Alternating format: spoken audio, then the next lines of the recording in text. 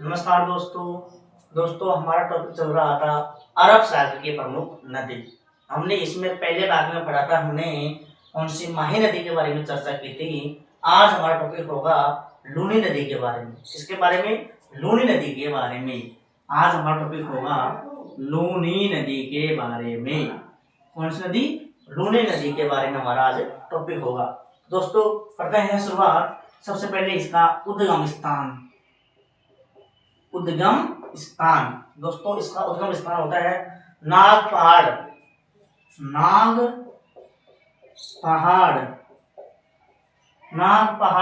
की पहाड़ी और आना सागर। नाग पहाड़ और आना सागर अजमेर से। कहाँ से? अजमेर से। नाग पहाड़ या आना सागर अजमेर से इसका क्या होता है? उद्गम स्थान होता है। दोस्तों बात करते हैं इनके उपनामों की। उपनाम क्या है? इनके उपनामों की बात कर रहे हैं। तो दोस्तों इनके उपनाम वेरी मोस्ट है, सीधे फैक्टर पेपर में आते हैं सीधा। पहला उपनाम है इसका, बहुत ही मोस्ट है और पेपर में बहुत बार पूछा गया है। इसका पहला नाम है मरुस्थल की गंगा। क्या? मरुस्थल की गंगा।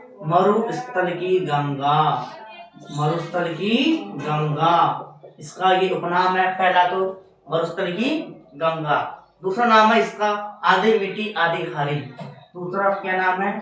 आधी मीठी और आधी खारी।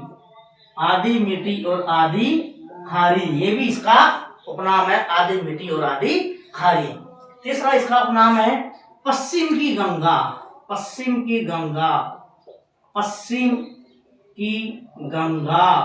क्या नाम है इसका?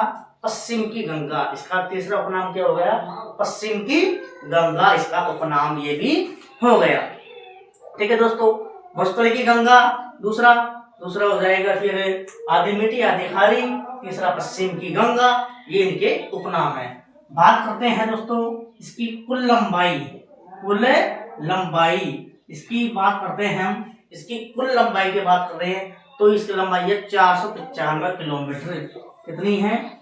495 किलोमीटर। अगर बात करें राजस्थान में इसकी कुल लंबाई कितनी है, राजस्थान में इसकी कुल लंबाई कितनी है? वो है 330 किलोमीटर। कितनी है? 330 किलोमीटर इसकी लंबाई है राजस्थान में। यहाँ तक सबको समझ में आ गया होगा। अब इसकी मेन हेडिंग चालू होती है यहाँ से। यह नदी आधी मीठी आधी खारी कैसे है? इसका जल बालोतरा बाड़मेर यहाँ पर बालोतरा बाड़मेर तक तो इसका जल क्या होता है? मीठा। और उसके आगे क्या हो जाता है? इसका जल खारा हो जाता है। इसलिए इसको आधी मीठी और आधी खारी नदी कहा जाता है। बालोतरा जल, इसका जल क्या होता है? मीठा होता है। इसके आगे क्या हो जाता है? इसका जल खारा हो जाता है। यहाँ तक मीठा और इसके आगे खारा हो जाता है। दोस्तों बात आती है इसके पर्वत क्षेत्र को क्या कहा जाता है? पर्वत क्षेत्र। इसके पर्वत क्षेत्र को कहा जाता है गोडावन। क्या कहा जाता है? गोडावन प्रदेश। क्या कहा जाता है? गोडावन प्रदेश कहा जाता है इसके पर्वत क्षेत्र को। गोडावन प्रदेश कहा जाता है इसका पर्वत क्षेत्र को। दोस्तों ये नदी समापन कहाँ होती है? समापन या संपन्न कहाँ होती है? ये होती है कच्छ की खाड़ी में क्या होती है? ये समाप्त हो जाती है ये नदी। कच्छ की खाड़ी में नदी बिल्कुल समाप्त हो जाती है। इस पर पर्वत क्षेत्र को गोडावन प्रदेश कहा जाता है। बहुत मोस्ट है, यहाँ से पेपर में प्रश्न बहुत बार पूछा है, हजारों बार एग्जाम में ये प्रश्न आ चुका है। आगे बढ़ते हैं दोस्तों। इस पर एक बांध भी है। इस नदी पर 1 2 3 बांध भी है, जिस पर प्रमुख बांध है। एक बांध है जिसका नाम है, इस नदी पर एक बांध है। क्या नाम है? बांध। इसका प्रमुख नाम है, बताओ? पिचियाक बांध। क्या नाम है? पिचियाक बांध। इस पर एक बांध है पिचियाक बांध है। इस नदी पर एक बांध है। कौन सा? पिचियाक बांध है। इस पर बहुत ही मोस्ट है, पेपर में बहुत बार पूछा गया है। पिचियाक बांध है। एक बांध हो रहा है जसवंत सागर। कौन सा? जसवंत सागर बांध भी इस पे स्थित है। जसवंत सागर बांध भी इसी पर स्थित है। ये इस पर बांध है। इसके किनारे इसके किनारे इसके किनारे इसके किनारे एक क्या होते हैं, एक सभ्यता है तिलवाड़ा। क्या है? तिलवाड़ा। तिलवाड़ा क्या है? एक सभ्यता है तिलवाड़ा इसके किनारे।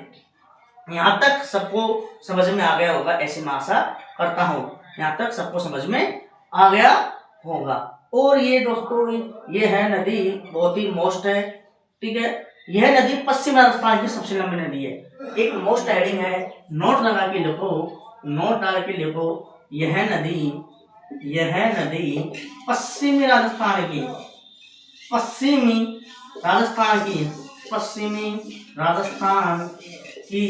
सबसे बड़ी नदी है। क्या है? सबसे बड़ी नदी है, इसीलिए इसे क्या जाता है, पश्चिम की गंगा भी कहा जाता है। यहाँ तक इसके जो फैक्ट थे मैंने आपको बता दिए। आगे चलते हैं दोस्तों, ये नदी, इसकी नदी सहायक नदी के बारे में चर्चा करते हैं। कहा? सहायक नदी। इसके बारे में, सहायक नदी के बारे में चर्चा करते हैं। चाहे यहाँ लिख लो, चाहे मैं यहाँ लिख लेता हूँ, इसकी सहायक नदी।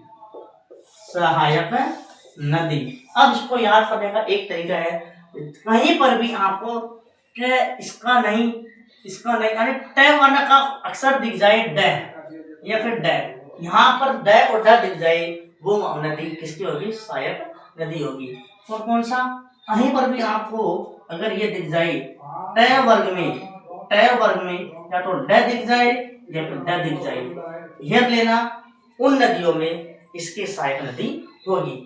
जैसे जोजड़ी, सूकड़ी, मीठड़ी, जोगड़ी, है ना।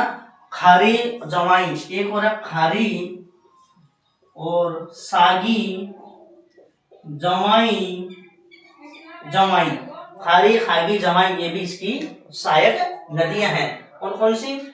जोगड़ी, सूकड़ी, मीठड़ी, खारी और सागी भी इनकी सहायक नदियां हैं। दोस्तों, यहाँ तक मैंने बताया, यहाँ तक आपको समझ में आ गया होगा। अगर इन्हें लिखना चाहो आप दोबारा, तो मैं कह रहा हूँ, नाम लिखो, जैसे सूकड़ी, मीठड़ी, है ना, सूकड़ी, मीठड़ी, जोजड़ी, ठीक है, सागी और खारी, ये इनकी सहायक नदी हैं, जो मैंने आपको नाम बताया। इस पर एक बांध था जो मोस्ट है, मैंने कहा था पिचिया बांध है। इस पर बहुत बार पेपर में यहाँ से प्रश्न आया है। इसमें जो मैंने बात बताई थी आपको बता दी। अगर आपको ज्यादा इसमें चाहिए, डीपली पढ़ना है, तो ये हमारा चैनल है, उस पर जाइए, इसको यूट्यूब पे सर्च करें और चैनल को सब्सक्राइब करें, और इसमें आपको अधिक जानकारी प्राप्त हो जाएगी। मिलते हैं अगले भाग में हम एक बड़ी अच्छी सी नदी को लेकर। जय हिंद, जय भारत।